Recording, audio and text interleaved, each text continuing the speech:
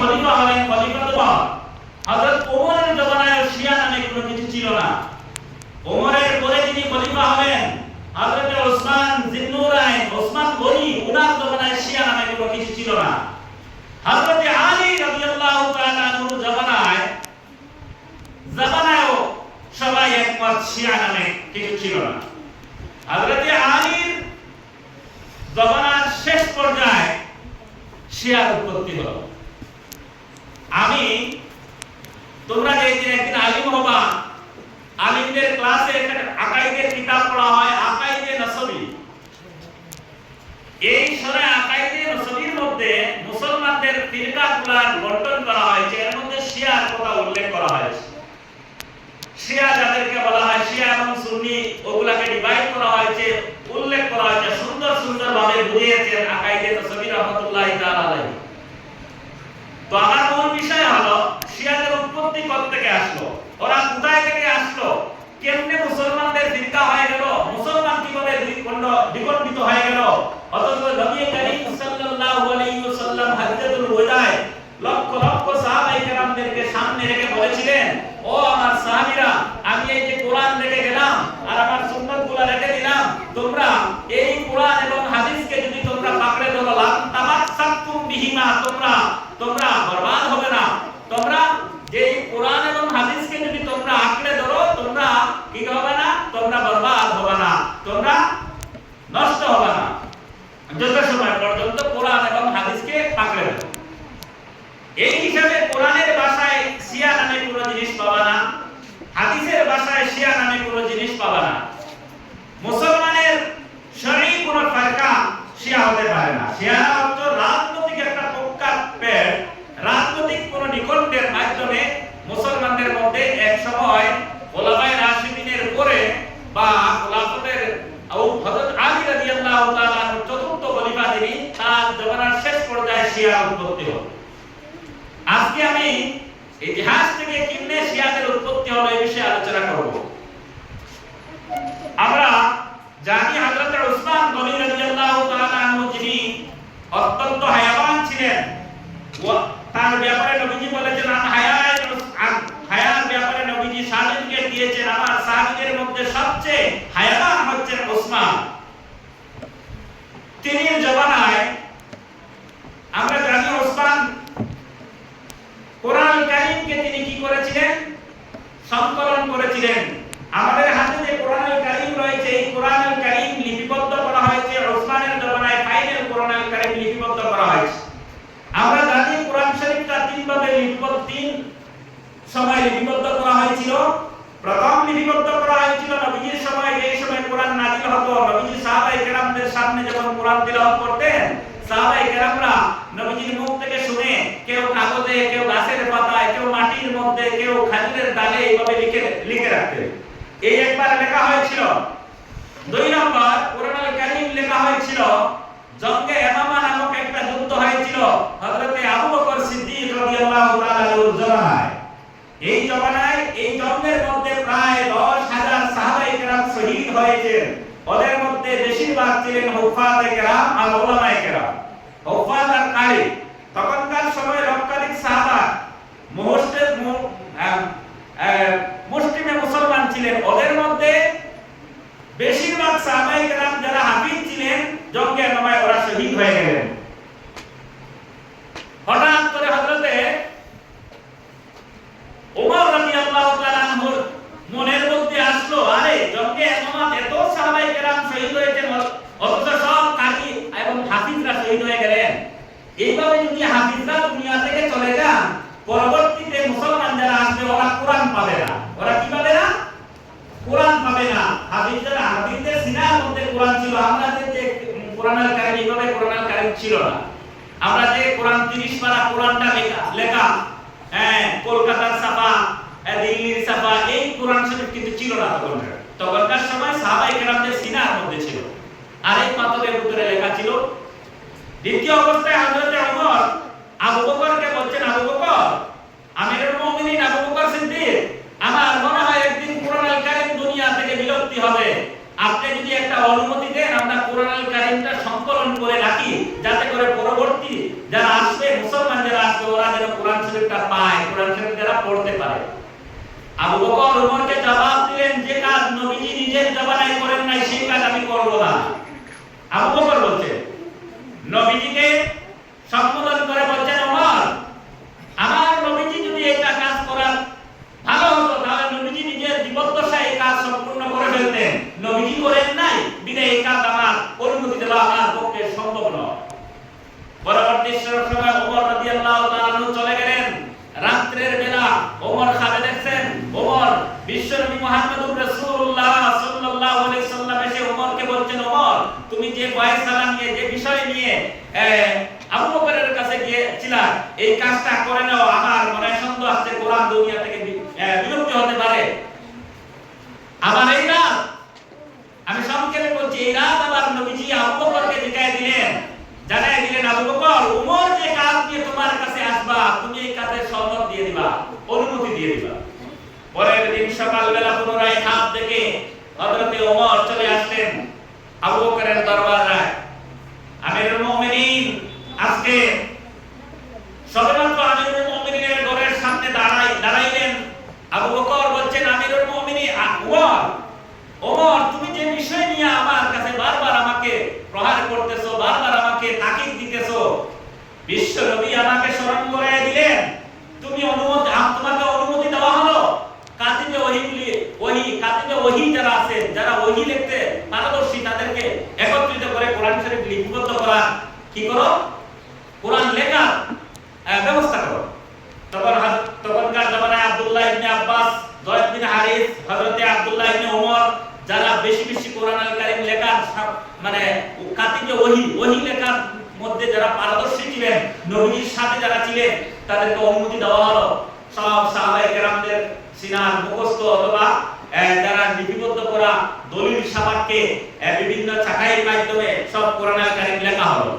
কিন্তু বিষয়টা হলো, কোরআন আল কারীম যখন নাযিল হয়েছিল, ফি সাবঈ লুগাতিন, 7টা ভাষায় নাযিল হয়েছিল। আরবি ভাষার মাঝে 7টা ভাষার স্থান ছিল, শাফি, কুরাইশি, মক্কি, মদনী, কুফি, এইভাবে আরবের বিভিন্ন ভাষা ছিল। আরবি ভাষার মাঝে কিছু তফাৎ ছিল। 7টা ভাষায় কোরআন নাযিল হয়েছিল। সম্পূর্ণ কোরআন প্রত্যেকের ভাষায় মদিনাবাসীর কাছে গিয়ে যখন কোরআন সংকলন করা হলো, কোরআন লেখা হলো, মদিনাবাসী মদনী কোরআন শরীফ যেগুলা বলেছিলেন মদনী ভাষায় সব লেখা হলো। মক্কিদের কাছ থেকে যখন কোরআনের আয়াতগুলো সংগ্রহ করা হলো, মক্কি ভাষায় লেখা হলো। কুফার মানুষের কাছ থেকে যখন কোরআনের আয়াতগুলো সংকলন করা হলো, তাদের কুফার ভাষায় লেখা হলো। এই হিসাবে কমপ্লিট কোরআন আল কারীমকে 7টা ভাষায় কি করলেন, লিপিবদ্ধ করে দিলেন। কার জমানায়? আবু বকরের জমানায়। এই কোরআন চলে গেল, আবু বকরের পুরা জমানা চলে গেল, ওমরের জমানাও চলে গেল, হযরত ওসমান রাদিয়াল্লাহু তাআলা আনহুর জমানা চলে আসলো এই কোরআনে। ওসমানের জমানায় একটা বিঘ্ন দেখা দিল, যে ওসমান রাদিয়াল্লাহু তাআলা আনহু দেখলেন যে মানুষ ভিন্ন ভাষায় কোরআন শরীফ পড়তেছে, বা কেউ কেউ নামাজের মধ্যে মদিনার বাসী মানুষরা শুধু মদনী আয়াতগুলা নামাজে তিলাওয়াত করতেছেন, মক্কিরা শুধু মক্কি আয়াতগুলাকে পছন্দ করছেন, কুফি তাদের ভাষায় যে কোরআন আল কারীম তারা এগুলাকে মুখস্থ করছেন। তার মনের মধ্যে আসলো, এইভাবে যদি প্রত্যেকে নিজের ভাষা হয়, যদি কোরআন শরীফগুলা জানতারি পছন্দ করে নি, না জানি কোরআন আল কারীম 7 ভাবে বিভক্ত হয়ে যাবে। হযরত ওসমানের মনের মধ্যে চিন্তা আসলো, তিনি তার মন্ত্রীদেরকে, তার সাথীদেরকে, সাহাবীদেরকে সাথে নিয়ে তিনি ফয়সালা করে দিলেন, আজ থেকে কোরআন আল কারীম 7 ভাষায় চলবে না, একই ভাষায় লিপিবদ্ধ করব। কোন ভাষায়? যে ভাষায় নাযিল হয়েছিল। নবীর ভাষা কোনটা? কুরাইশি ভাষায় तमाम কোরআন আল কারীম কি করা হলো, লিপিবদ্ধ করা হলো। পরবর্তীতে হযরত ওসমান গনি রাদিয়াল্লাহু তাআলা আনহু বললেন যে 7 ভাষায় যে কোরআন আল কারীম মুসহাফগুলো রয়েছে, এগুলাকে জ্বালিয়ে পুড়িয়ে শেষ করে দেওয়া হোক, যাতে করে আর এটা থেকে বিস্তার না হয়। তো ওসমান রাদিয়াল্লাহু তাআলা আনহু মুফাসসিরিনে কেরামরা বলেছেন, ওসমান রাদিয়াল্লাহু তাআলা আনহু এই কাজের জন্য কিছু সংখ্যক সাহাবায়ে কেরামরা ওসমানের বিরোধিতা করতে লাগলেন, যে ওসমান 7 ভাষা কোরআন আল কারীমকে কি করলেন, জ্বালিয়ে দিলেন, সব শেষ করার আদেশ দিয়ে দিলেন। তখন মুসলমানদের মধ্যে একটা ফিরকাপরস্তি চলে আসলো, আরে মক্কি ভাষাগুলা পছন্দ করলেন, মদিনা কি উপায়? মদিনাবাসী মানুষ বললেন আমাদের ভাষার দাম কি নাই, কবিরা বলছেন আমাদের ভাষার কি দাম নাই, যেটা আমরা বাঙালি বলি, বোরাকদের ভাষার বাঙালি ভাষা দিতে হবে, আসামিরা বরাকদিকে দেখতে পারেন, এইভাবে একটা মনের মধ্যে আসলো। কিন্তু খলিফাতুল মুসলিমিন, মুসলিম জাহানের খলিফা হিসাবে তার আদেশ সবাই মানলো, কিন্তু মনের মধ্যে একটা হিংসা চলে আসে। এই ঘটনাকে কেন্দ্র করে গোটা উম্মাহর মধ্যে একটা ফিতনা শুরু হয়ে গেল। বিশেষ করে কুফাবাসী মানুষ এবং আহলে সিরিয়ার মানুষগুলা ওসমানের বিপক্ষে চলে গেল, বিদ্রোহ শুরু হয়ে গেল। এমনকি এক পর্যায়ে এসে হযরতে ওসমান গনি রাদিয়াল্লাহু তাআলা আনহুকে একদল এসে তার ঘরের সামনে ধর্ণা দিতে শুরু করলো যে এমন করা যাবে না, কোরআনগুলিকে এইভাবে বিলুপ্তি করা যাবে না, এবং কোরআন যেভাবে সাত ভাষায় ছিল এই ভাষায় চলবে, বিভিন্ন রকমের স্লোগান দিতে লাগলো, ওসমানের বিরোধিতা করতে লাগলো। শেষ পর্যায়ে দল গিয়ে হযরত ওসমান রাদিয়াল্লাহু তাআলা আনহু নামাজে কোরআন তিলাওয়াত করতেছিলেন। কোরআন তিলাওয়াতের অবস্থায় তার ঘরের উপর দিকে ছাদ ফেলে এসে তারা ওসমান রাদিয়াল্লাহু তাআলা আনহুকে নামাজের অবস্থায়, কোরআন তিলাওয়াতের অবস্থায় হযরত ওসমানকে কি করলো? শহীদ করে দিল। গোটা মুসলিম উম্মাহর মধ্যে আতঙ্ক শুরু হয়ে গেল। মুসলমানের একজন শ্রেষ্ঠ খলিফাতুল মুসলিমিনকে তারা নিজে কোরআনের দ্বন্দ্ব নিয়ে হযরত ওসমানকে শহীদ করে দিল, আর মুসলমানদের মধ্যে আতঙ্ক শুরু হয়ে গেল। এই সময় ওসমানকে শহীদ করার পরে পরবর্তীতে ইসলামের রূল হলো কোন খলিফাতুল মুসলিমিন দুনিয়া থেকে বিদায় নেবার ওনাকে দাফন করার সাথেই সাথে পরবর্তী খলিফা নির্ধারণ করা। হযরত আলীকে খলিফা বানানো হলো, নবীদের কওল মোতাবেক হযরত আলীকে খলিফা বানানো হলো। কিন্তু আলীকে যখন খলিফা বানানো হলো, হযরত আবু বকর যখন খলিফা নির্বাচিত হয়েছিলেন, এই সময় হযরত আলীকে একগুলো মানুষ খলিফা বানানোর জন্য প্রস্তাব দিয়েছিলেন। আলী চায়নাওয়ালা কিছু ছিলেন তখনকার সময়, যাদেরকে আমরা শিয়া বলি। তখনকার সময় একগুলো মানুষ, মুসলমানদের মধ্যে একগুলো মানুষ, তারা আলীকে প্রাধান্য দিত, বলতো আলী নবীজির পরে মুসলমানের লিডার, মুসলমানের খলিফার যোগ্য হলেন আলী, কারণ আলী হলেন নবীর চাচাতো ভাই, এদিকে নবীর জামাই, নবীর মেয়ে জামাই, কাজেই আলী হলেন বেশিরভাগ উম্মতে মুসলিমার খলিফা হওয়ার যোগ্য। এই কথা একটা ছিল। কিন্তু সাহাবায়ে কেরামরা তখন দ্বিমত পোষণ করেন। আবু বকরকে কি করলেন? প্রথম খলিফা বানালেন। উসমানের বেলায় তার, উমরের বেলায় তার। আলী রাদিয়াল্লাহু তাআলা খলিফাতুল মুসলিমিন হলেন যখন, তিনার জমানা চলেছিল, সুন্দর চলেছিল। শেষ পর্যায়ে কি হযরত আলী কি করেছিলেন জানেন? হযরত আলী কাররামাল্লাহু ওয়াজহু, ইসলামের মরকজ ছিল মদিনা, ইসলামের মরকজ ছিল মদিনা। তিনি ইসলামের সুলতানত মদিনা থেকে তিনি কি করেছিলেন? সিরিয়া, এটাকে কি করলেন? কুফার মধ্যে তিনি কি করলেন? স্থানান্তরিত করলেন। এই কাজ করার কারণে কিছু সংখ্যক সাহাবায়ে কেরামরা হযরত আলীর বিরোধিতা করতে লাগলেন। মুফাসসিরিনে কেরাম বলছেন আলী রাদিয়াল্লাহু তাআলা আনহুর বিপক্ষে কিছু মুসলমানদের মধ্যে পাঠন ধরার কারণ হচ্ছে তিনি মদিনা ইসলামের মরকজকে কুফায় পরিবর্তন করা। যাই হোক, তখন তিনি আমিরুল মুমিনিন ছিলেন, মুসলিম জাহানের আমির ছিলেন, খলিফা ছিলেন। তিনার হুকুমে তার স্থানান্তর, ইসলামের মরকজটা কুফায় চলে গেল। এদিকে সিরিয়ার গভর্নর ছিলেন সিরিয়ায় তখন ছিলেন হযরত মুআবিয়া, নবীজির খুব করিবী একজন সাহাবী। হযরত মুআবিয়া খুব পছন্দের একজন সাহাবী।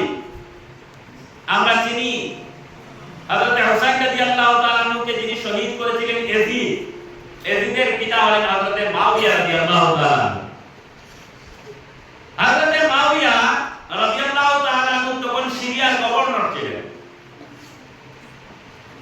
আলী যখন সুলতানত কাকে কি করলেন? মদিনা থেকে কুফায় নিয়ে গেলেন। তখন কিছু সংখ্যক মুসলমানদের মধ্যে দ্বন্দ্ব শুরু হয়ে গেল। এমন কি একগুলো মানুষ কি করলো? মুআবিয়ার হাতে বয়াত করা শুরু করে দিল। কি কারণে? মুআবিয়া। অথচ হযরত আলী রাদিয়াল্লাহু তাআলা মুসলিম জাহানের খলিফা। একগুলো মানুষ মুআবিয়ার হাতে বয়াত করে তারা মুআবিয়াকে খলিফাতুল মুসলিমিন মানতে শুরু করলো। বিশাল বিশাল একটা পাঠ বিখণ্ডিত হয়ে গেল আলী এবং মুয়াবিয়ার মধ্যে।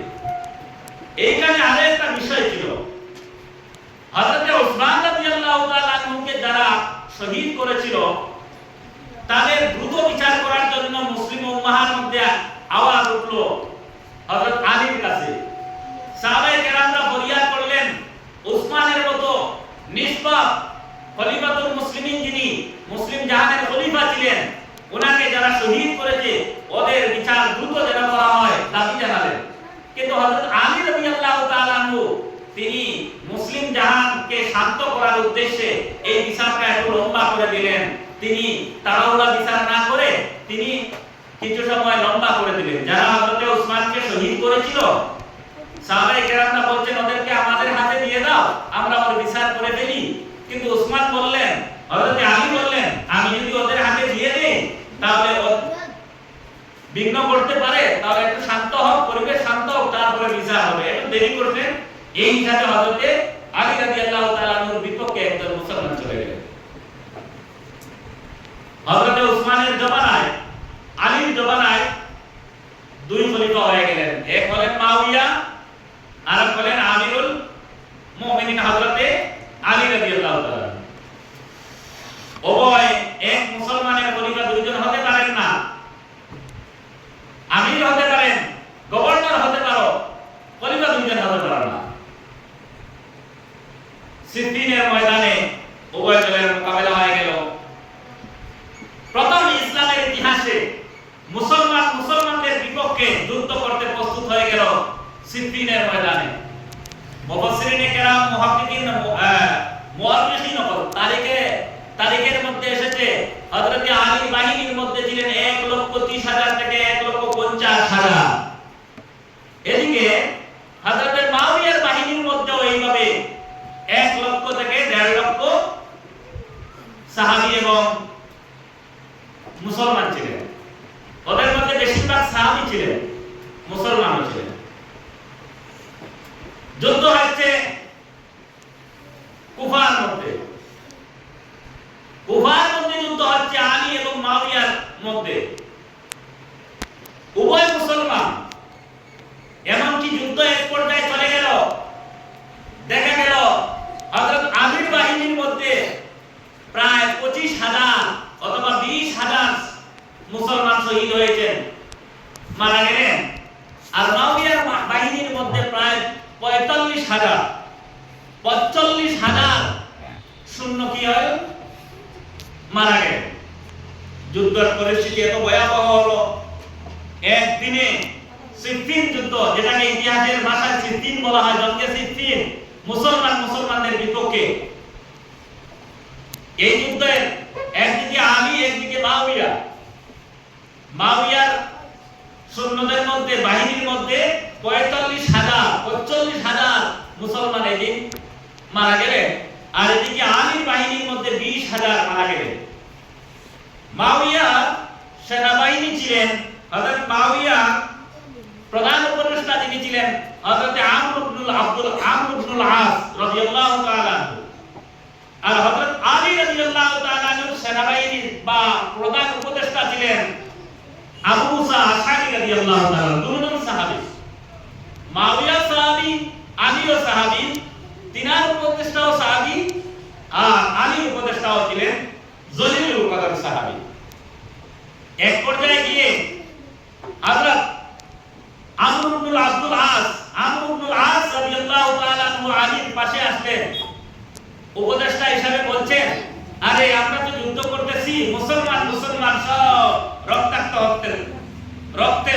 হচ্ছি, আপনারা তাকায় দেখেন, এদিকে লাশ পড়ে আছে, এইদিকে লাশ পড়ে আছে, গোটা ময়দান লাশ আর লাশ, রক্তে নদী হচ্ছে, ওরা তো সবাই মুসলমান। অথচ আল্লাহ পাক বলছেন, মুসলমান তোমরা ভাই ভাই, আমরা তো ভাই ভাই, আমরা এক কলিমায় বিশ্বাসী, এক নবীর উম্মত, আমরা কেন দ্বন্দ্ব করব, পুরো একটা ফয়সালা করে নেই। হযরত আলী রাদিয়াল্লাহু তাআলা আনহু সম্মত হয়ে গেলেন। তখন মুয়াবিয়ার সেনাপ্রধান বা প্রধান উপদেষ্টা বললেন, একটা কাজ করি, কোরআন আল কারীমকে আমরা একটা নেতার উপরে সাদা কাপড় দিয়ে বেঁধে ফেলি, আর এটাকে উত্তোলন করে উপর দিকে দিয়ে বলি, আমার সেনাবাহিনীর সামনে এইভাবে তুলে ধরি যুদ্ধ বিরতি করার জন্য বলে আমরা আর যুদ্ধ করব না, এখন সামান্য সময়ের জন্য যুদ্ধটা বন্ধ করা হোক। আর অনুরূপভাবে আপনিও আপনার সৈন্যদেরকে, আলীকে বলা হচ্ছে আপনিও আপনার সৈন্যদেরকে কি করে যুদ্ধ বন্ধ করুন। পরবর্তীতে আমরা সালিস একটা ফয়সালার দিকে যাই, কেমনে ওটা মীমাংসা করা যায়। আলী এবং মুয়াবিয়ার যুদ্ধকে মীমাংসা করার জন্য দুইজন সালিস নির্ধারণ করা হলো। মুয়াবিয়ার পক্ষ থেকে নির্ধারণ করা হলো হযরত আমর ইবনে আব্দুল আস রাদিয়াল্লাহু তাআলা আনহুকে। ইতিহাস শোনাচ্ছি, মোটেই বানিয়ে বলছি না। এদিকে হযরত আলী রাদিয়াল্লাহু তাআলা আনহুর পক্ষ থেকে নির্ধারণ করা হলো সালিস ফয়সালা মীমাংসা করার জন্য চতুর্থ ব্যক্তি, মধ্যস্থ করার জন্য ব্যক্তিকে নির্ধারণ করা হলো হযরত আবু মুসা আশআরী রাদিয়াল্লাহু তাআলা। উভয় পক্ষের যুদ্ধ বন্ধ করা হলো। দুজন এক জায়গায় বসলেন, আবু মুসা আশআরী, আমর ইবনে আস বসে আলোচনা করছেন কি করে যুদ্ধটা মীমাংসা করা যায়। এই সময় আমর ইবনে আস বলছেন, আবু মুসা আশআরী, আমি আমার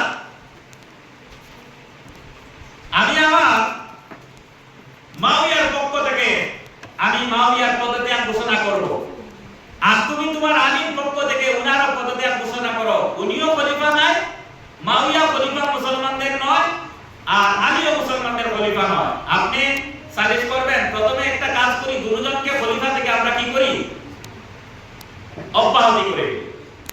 তখন সর্বপ্রথম ঘোষণা করলেন হযরত আমর ইবনে আস বলতেছেন, আজ আমি আমার মুয়াবিয়ার পক্ষ থেকে উনার পদত্যাগ ঘোষণা করলাম। আজ থেকে, এখন থেকে, এই মুহূর্ত থেকে মুয়াবিয়ার মুসলিম জাহানের খলিফা নয়, মুসলমানদের খলিফা নয়।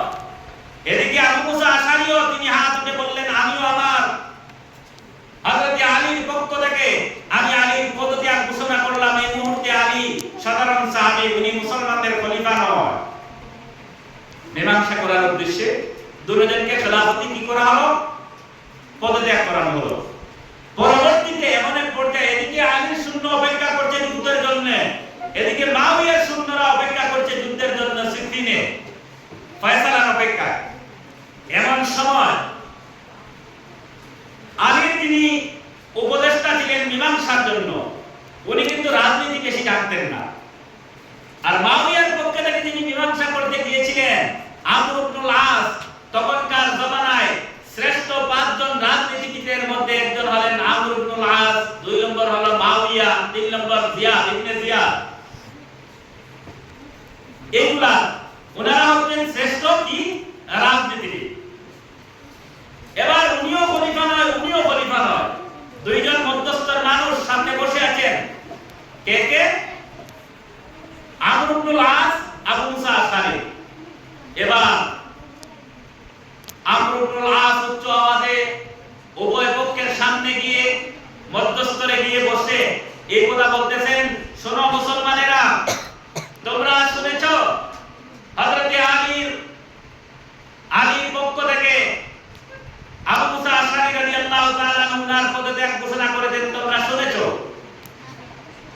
আমিও আমার মুয়াবিয়ার পক্ষ থেকে পদত্যাগ ঘোষণা করেছি। এখন কেউ খলিফা নয়। এখন আমি সালিশ করে বলছি, আমিরুল মুমিনিন হযরত আলী রাদিয়াল্লাহু তাআলা আনহু খলিফা পদত্যাগ করার পরে তার যে জায়গাটা রয়েছে খলিফার জায়গা, এই খলিফার জায়গায় আমি হযরত মুয়াবিয়াকে বসায় দিলাম। মুয়াবিয়া হয়ে গেলেন মুসলিম জাহানের খলিফা। তখনকার সময় এই বিশ্বাসঘাতকতা করার কারণে হযরত আবু মুসা আশআরী চিৎকার দিয়ে বললেন, ये क्या बात है, ये क्या बात है, क्या बात था, क्या क्या किया आपने।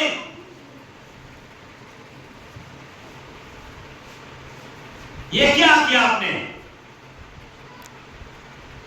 হযরত আবু মুসা আশআরী বললেন, আপনি কি বিশ্বাসঘাতকতা করলেন, আপনি আমার সাথে কথা বললেন দুজনকে পদত্যাগ করে আমরা মোটামুটি করব, মুসলমানেরা সবাই ভোট দিয়ে যারা বেশিরভাগ মানুষ যাকে সাপোর্ট করবে তাকে মুসলিম জাহানের খলিফা বানাবো।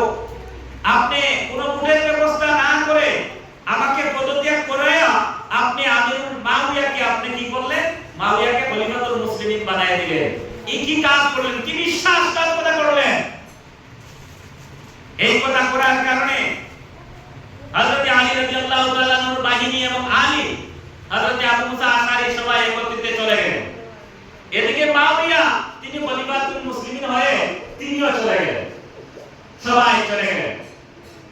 তখনকার সময় হযরত আলী রাদিয়াল্লাহু তাআলা আনহুর যারা আলী রাদিয়াল্লাহু তাআলা আনহুর পক্ষে ছিলেন, যারা আলী রাদিয়াল্লাহু তাআলা আনহুকে বেশি মহব্বত করত অথবা আলী রাদিয়াল্লাহু তাআলা আনহুকে খলিফা বানানোর জন্য যারা খুবই প্রাণ দিয়েছিল, জান দিয়েছিল, তারা জিহাদ করেছিল, তারা অর্থাৎ আলী রাদিয়াল্লাহু তাআলা আনহুর অনুসারী যারা, এরা কয় শিয়ানে আলী। কি বলে? শিয়ানে আলী, মানে আলী অনুসারী, অনুগামী অনুসারী। এই থেকে শিয়া উৎপত্তি হয়। মুসলমান দুই ভাগে বিভক্ত হয়ে গেল। তখন এক পুরো কট্টরপন্থী তারা একটা কথা বলল, আরে এইভাবে যদি মুসলমান পার হয়ে যায়, না জানি আমরা কোন পর্যায়ে চলে যাব। এক পুরো বলল মুয়াবিয়াও দোষী, আলীও দোষী,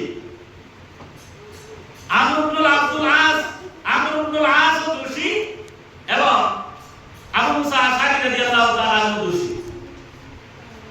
দুইজন খলিফা খেলাফতের জন্য লড়াই করেছেন, আর এদিকে দুইজন উপদেষ্টা দুইজনের পক্ষে এসেছেন। সুতরাং আমরা একটা কাজ করি, এই চারজনকে আমরা কি করি, কাতল করে ফেলি। চারজনকে যদি শেষ করে দেই তাহলে তো আর খেলাফতের দ্বন্দ্ব থাকবে না। মুসলমান মোটামুটি করে যাকে খলিফা বানাবেন আদা হয়ে যাবে। কারা বলছেন? এই কট্টরপন্থী যাদেরকে বলে শিয়ানে আলী, ওদের মধ্যে থেকে। তখন তারা রাত্রের বেলা পরামর্শ করে চারজন মানুষকে নির্ধারণ করলো, চারজন ঘাতককে নির্ধারণ করলো যে চারজন, একজন যাবে আলীকে কাতল করতে, একজন মুয়াবিয়াকে কাতল করতে, একজন যাবে আমর ইবনে আসকে, এবং আরেকজন যাবে আবু মুসা আশআরী রাদিয়াল্লাহু তাআলা আনহুকে। চারজনকে কাতল করার জন্য চারজন ভিন্ন মসজিদে ইমামতি করতেন। তোমরা দায়িত্ব দেওয়া হলো একজনকে আলীকে কাতল করার জন্য, একজনকে মুয়াবিয়াকে, একজনকে আবু মুসা আশআরী, আর একজনকে আমর ইবনে আস।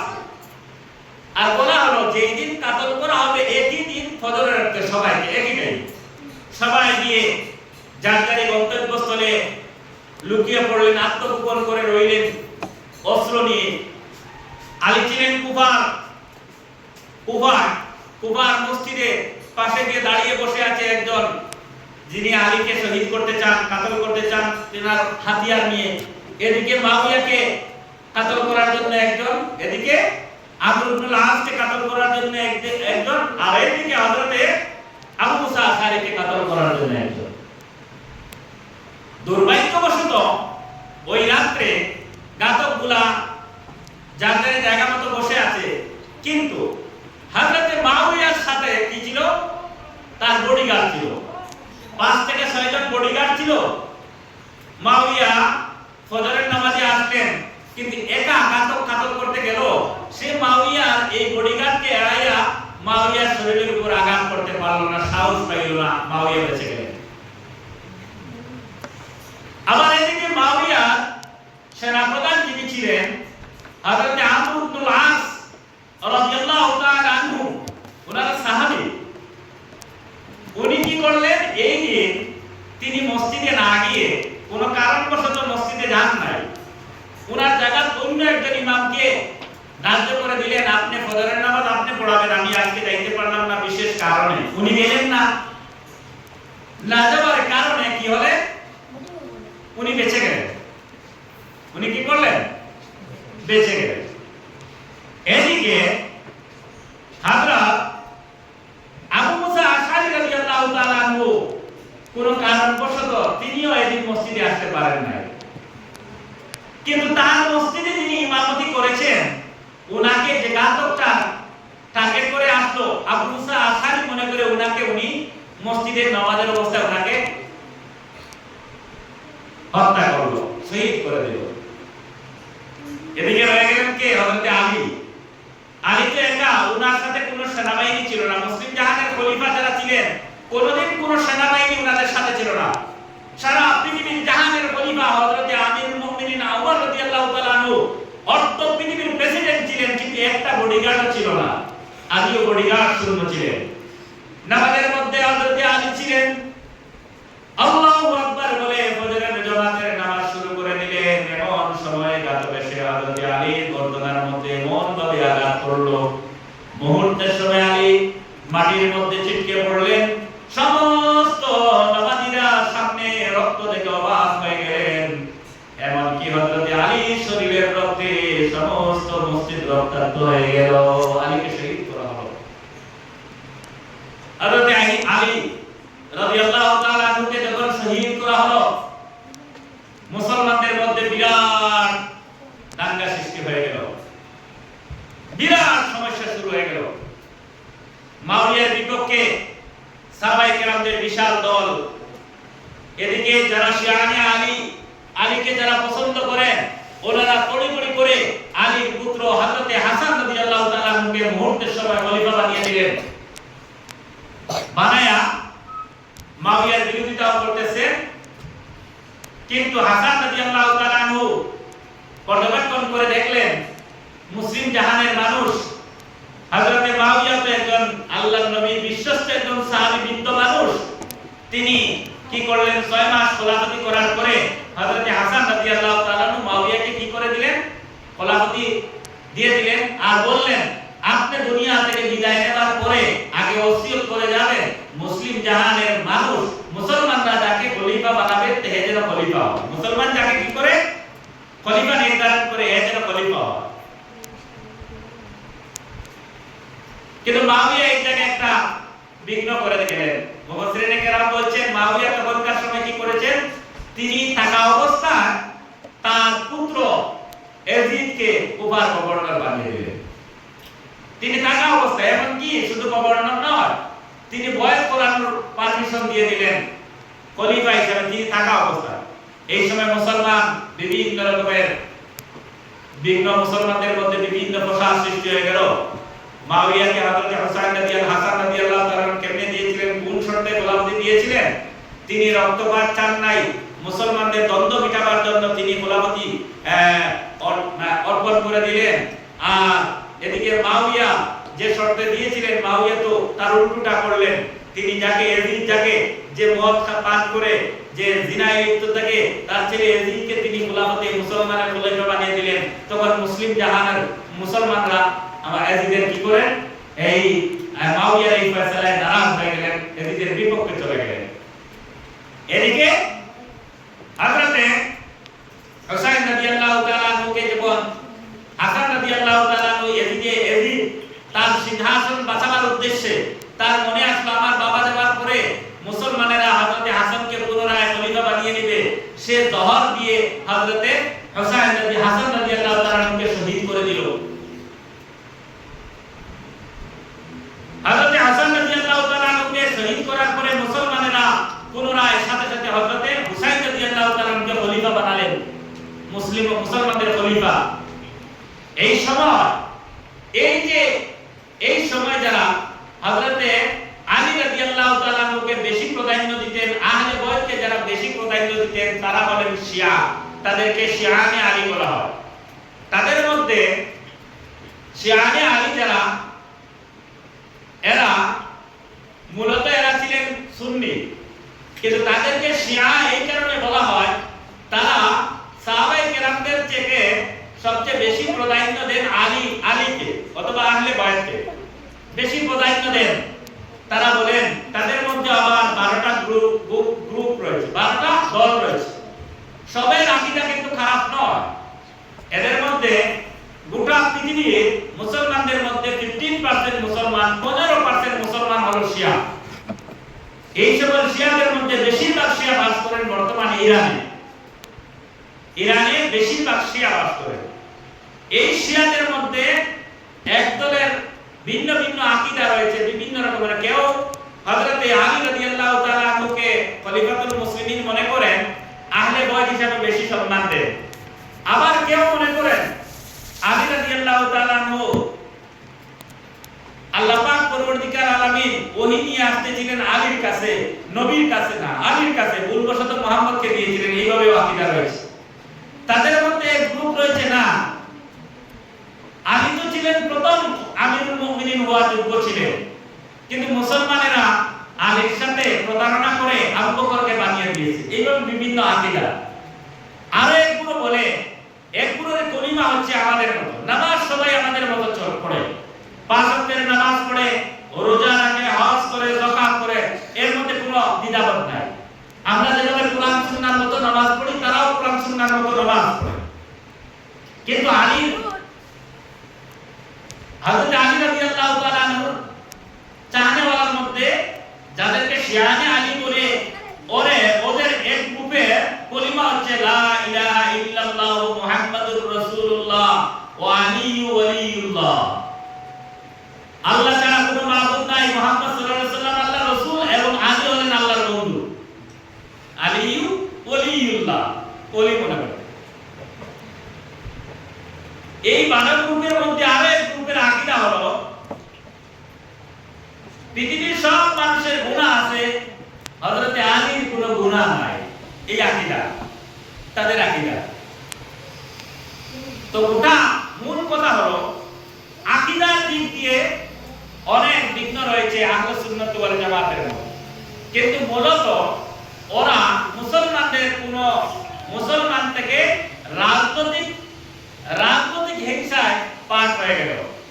আজকে যারা শিয়া, ওরা বেশিরভাগ আলীকে পছন্দ করে, আলীকে মর্যাদা দেয়, কিন্তু বর্তমান যিনি কিছুদিন আগে যাকে শহীদ করা হলো আয়াতুল্লাহ খামিনি, উনি কিন্তু আমাদের সুন্নিদের মতো হক্কানি তরিকায় ছিলেন। উনি কিন্তু আবার আলী ওয়ালিউল্লাহ এই কলিমা বিশ্বাসী ছিলেন না, উনি কলিমা লা ইলাহা ইল্লাল্লাহ মুহাম্মাদুর রাসূলুল্লাহ, আমরা কান দিয়ে শুনেছি ওনার আওয়াজগুলো। গোটা মুসলিম জাহানকে এক করার জন্য যা পরিশ্রম করেছেন, এজন্য ওনার জন্য দিন থেকে দোয়া চলে আসে। হ্যাঁ, শিয়াদের মধ্যে অনেক খারাপ আকীদা রয়েছে, যাদেরকে আমরা আকীদার ব্যাপারে আপোস করি না, কিন্তু একথাই তো বলতে লাগবে। আল্লাহ পাক বলেছেন ওয়ালা তাফাররাকু উদখুলু ফিস-সিলমি কাফা, ওয়ালা তাফাররাকু, এইভাবে বিভিন্ন ভাবে আল্লাহ পাক বুঝাইতেছেন তোমরা এক হয়ে যাও, তোমরা পরস্পর দ্বন্দ্ব করে বিচ্ছিন্ন হয় না। সুতরাং আমরা মুসলমানে, আমাদের মধ্যে কোনো দল নাই, নির্বিশেষে আমরা বলতে পারি। আল্লাহ পাক বলতেছেন তাআলাউ ইলা কালিমাতিন সাওয়াইন বাইনি ওয়া বাইনানা, চলো আমরা এক হয়ে যাই এই কথার উপরে, এক আল্লাহ ছাড়া দুসরা কোনো মাবুদ নাই, এই কথা তো সবাই বলি। শিয়ারা লা ইলাহা ইল্লাল্লাহ মুহাম্মাদুর রাসূলুল্লাহ বলে, আমরাও লা ইলাহা ইল্লাল্লাহ মুহাম্মাদুর রাসূলুল্লাহ বলে। হ্যাঁ, তাদের মধ্যে কিছু সংখ্যক মানুষের আকীদা ভিন্ন, তাদের সাথে আকীদাগত আমাদের কোনো সম্পর্ক নাই, কিন্তু ওরা মুসলমান হিসাবে ওদেরকে আমি অস্বীকার করতে পারবো না। এই হলো শিয়াদের উৎপত্তি। রাসূলুল্লাহর জমানাত ছিল না, আবু বকরের জমানাত ছিল না, ওমরের জমানাত ছিল না, ওসমানের জমানায় ছিল না, আলী রাদিয়াল্লাহু তাআলার জমানার শেষ পর্যায়ে গিয়া মানুষ জানতে পারলো, তাদেরকে নাম দেওয়া হলো শিয়ানে আলী, যারা আলীকে বেশি পছন্দ করে, অথবা আলীর অনুগামীরা, এইভাবে বলা হয়। আমরা বুঝতে পারলাম। আমি আশা করি আমরা এই দ্বন্দ্ব, বাধা, বিভক্ত এগুলা দিয়ে আমরা মুসলমানের মধ্যে ফিরকাপরস্তি করবো না।